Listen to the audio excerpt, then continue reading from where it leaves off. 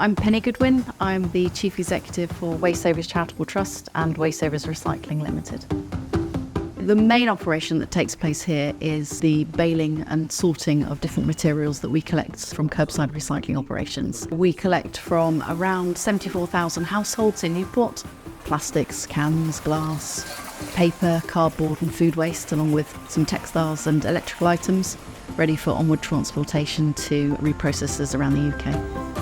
When I moved to Newport 20 years ago, I moved to a city where we were proud to celebrate we had an 18% recycling rate.